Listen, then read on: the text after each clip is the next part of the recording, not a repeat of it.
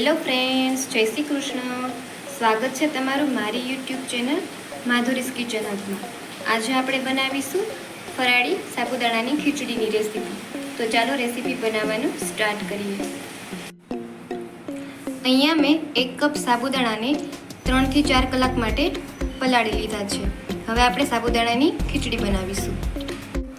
હવે આપણે એક પેન લેશું.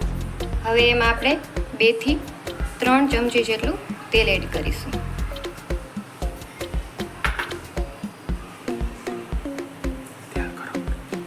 તેલ આપણું ગરમ થાય છે. તેલ ગરમ થાય એટલે હવે આપણે એમાં જીરું એડ કરશું.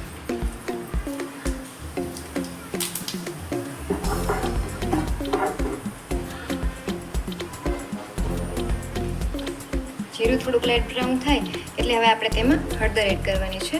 હળદર તેલમાં એડ કરવાથી કલર સરસ આવે છે.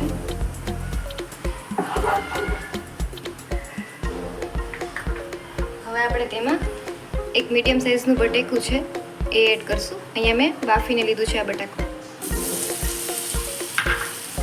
બરાબર મિક્સ કરશું.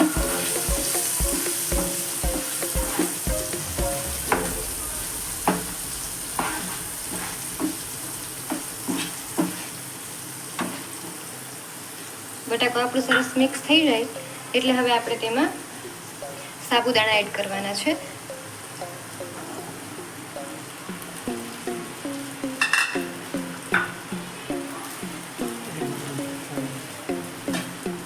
હવે આપણે તેને બરાબર મિક્સ કરશું સાબુદાણાને.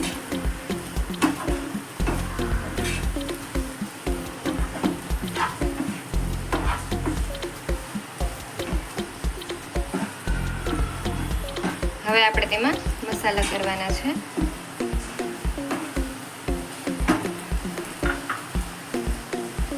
અહીંયા આપણે સિંધવ મીઠું છે એડ કરશું. તો એ સ્વાદ પ્રમાણે તમે વધારે કે ઓછું કરી શકો છો.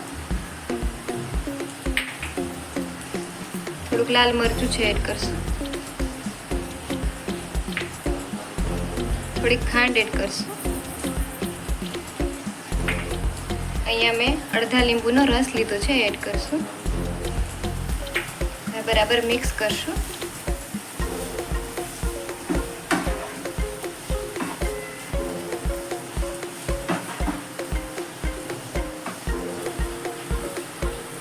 આપણા મસાલા અહીંયા સરસ મિક્સ થઈ ગયા છે.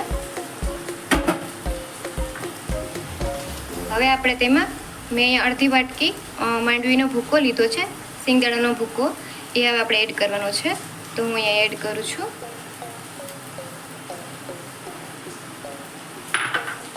હવે આપણે તેને બરાબર મિક્સ કરશું.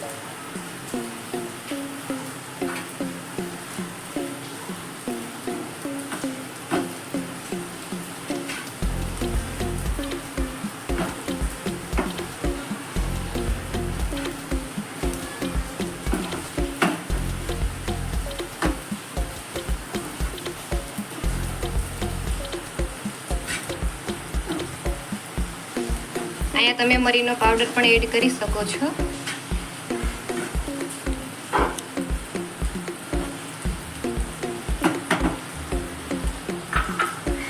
ધાણા ભાજી લીધા છે એ આપણે એડ કરશું.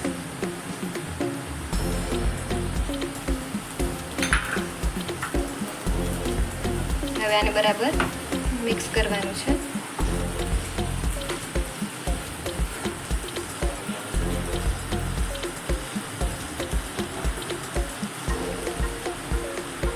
તો તૈયાર છે આપણી સાબુદાણાની ખીચડી. હવે આપણે તેને સર્વિંગ પ્લેટમાં કાઢી લઈશું. અહીંયા મેં ખીચડી છે એ સર્વિંગ બાઉલમાં લઈ લીધી છે. હવે આપણે તેમાં ઉપરથી ફરાળી ચેવડો છે એ એડ કરશું.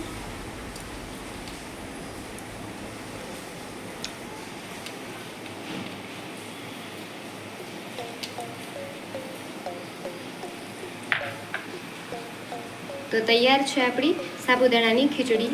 જો રેસીપી સારી લાગે તો વિડીયોને લાઈક કરજો, શેર કરજો અને મારી ચેનલને સબસ્ક્રાઈબ કરજો. Thank you for watching.